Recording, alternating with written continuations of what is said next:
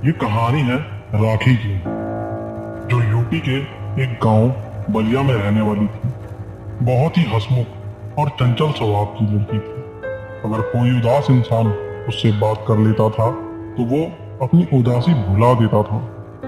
मगर कब तक जिंदगी में सब ठीक चलता रहेगा, कभी ना कभी दुख का सामना करना ही पड़ता है और वो सब बदल जाता है जिसे हम बदलना नहीं चाहते थे। राखी डेली कॉलेज जाती थी और वहाँ सब जितने भी उसके दोस्त थे, उन सभी दोस्तों के बीच में वो सबकी फेवरेट थी। और उस कॉलेज में एक लड़का था, अभिषेक, जो राखी को बहुत पसंद करता था। मगर राखी उसे पसंद नहीं करती थी। उसके सपने बड़े थे और वो इन सब चीजों में नहीं पड़ना चाहती थी, जिसके लिए वो अभिषेक को एक नजर नहीं देखती थी। अभिषेक उसे कई बार बोल चुका था पर कुछ हुआ ही नहीं। पर एक दिन जब राखी कॉलेज आई तो देखा अभिषेक सब लोगों को मिठाई खिला रहा था। तभी राखी सामने आ जाती है तो वो उसे भी दे देता है। वो उससे पूछती है कि क्या है ये, तो वो बोलता है कि मैंने आज ही बुलेट निकलवाई है। तो उसके लिए राखी उससे वो ले लेती है मगर खाती नहीं है। पर अभिषेक एक लड्डू लेता है, उसके मुंह में डाल देता है, फिर राखी खा लेती है। पूरा दिन कॉलेज अच्छा था और राखी घर चली जाती है। फिर रात में जब राखी कुछ पढ़ रही थी तभी अभिषेक की कॉल आती है। तो राखी उसका कॉल उठा लेती है और फिर दोनों बातें करते हैं। बात इतनी लंबी हो जाती है कि रात के 3 बज जाते हैं। अब हर दिन यही था, वो कॉलेज जाती तो अभिषेक के साथ टाइम स्पेंड करती। फिर रात में पढ़ते पढ़ते वो लोग कितनी बात करते पता ही नहीं चलता था। कुछ दिन बाद राखी की तबीयत बहुत ज्यादा खराब हो जाती है। हॉस्पिटल में उसे एडमिट करवाया जाता है मगर उसकी तबीयत ज्यादा ठीक नहीं हो पाती, वो बीमार ही रहती थी। अभिषेक भी परेशान रहने लगा कि राखी को क्या हुआ। राखी का कॉलेज आना बंद सा हो गया। राखी की चाची के घर से कोई उनके घर आया था। वो हनुमान जी की पूजा करते थे, वो भक्त थे और वो राखी की ओर जैसे ही देखते हैं तो उन्हें समझ आ जाता है कि इस पे कुछ करवाया गया है। सभी घर वाले इस बात को इग्नोर कर देते हैं और कहते हैं कि बस यूं ही तबीयत खराब है और हम इन सब बातों पे विश्वास नहीं करते। और फिर एक दिन राखी रात को सो रही थी। उसे ऐसा लग रहा था कि उसको कोई टच कर रहा है। उसकी आंख खुल जाती है और वो देखती है कि कोई भी नहीं है।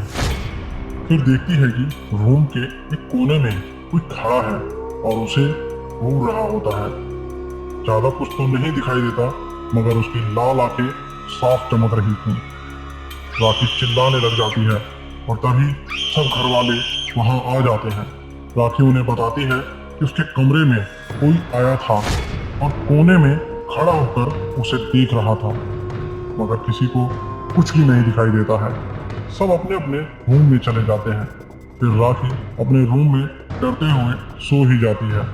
फिर थोड़ी देर बाद राखी की आंख खुल जाती है और कोई परछाई राखी की तरफ बढ़ती है और वो राखी को धीरे धीरे छूने लगती है।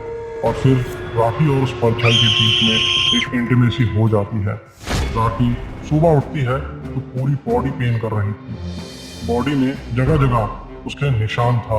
राखी को समझ ही नहीं आता ये सब क्या हो रहा है। इधर अभिषेक, जिसने ये सब चीजें चालू की, वो उन बाबा के सामने रो रहा था। बस बाबा बोले अब जब तक वो बलि नहीं देगा तब तक जाएगा नहीं। अभिषेक राखी को बहुत चाहता था और वो उसको नुकसान नहीं पहुंचाना चाहता था, तो उसने कहा जो भी है वो सब मैं सहूंगा। अब बाबा जी ने कहा ठीक है, देख ले, जान भी जा सकती है। उसने कहा कोई बात नहीं। तब बाबा ने कहा जा, वो लड़की आजाद हो जाएगी। अभिषेक रात को सो रहा था, उसे ऐसा महसूस हुआ कि उसे कोई छू रहा है। फिर अभिषेक पूरा परेशान हो जाता है और बहुत तेज चिल्लाने लग जाता है। और थोड़ी देर में अभिषेक की आंखें लाल हो जाती हैं और वो बहुत बुरी तरीके से घबराने लग जाता है। यानी कि अभिषेक पूरी तरीके से उस काली शक्ति के वश में हो जाता है। अब अभिषेक कई दिनों तक अकेले रहने लगा। उसकी मम्मी पापा परेशान होने लगे, पर वो कुछ कर ही नहीं पा रहे थे। दवाइयाँ काम नहीं कर रही थी। अब अभिषेक के घर के पास एक सुंदरकांड का पाठ हो रहा था, तो उसके बहुत सारे दोस्त आते हैं घर पे उसको बुलाने के लिए। तो अभिषेक उन्हें मना कर देता है। अगर उसके दोस्त उसकी एक बात नहीं मानते, उसे खींचकर अपने साथ वहीं ले जाते हैं। अभिषेक उस सुंदरकांड पाठ के पास जैसे ही पहुंचता है तो उसकी बॉडी पूरी वाइब्रेट होने लग जाती है। वहां जो महंत जी आए थे उसे देखकर समझ जाते हैं कुछ तो गड़बड़ है। उसे अपने पास बुला लेते हैं और अपना हाथ रख देते हैं। अभिषेक जोर जोर से चिल्लाने लगता है, फिर थोड़ी देर में बेहोश हो जाता है और कुछ देर में उठकर देखता है कि उसके ऊपर जो बोझ था वो खत्म हो गया।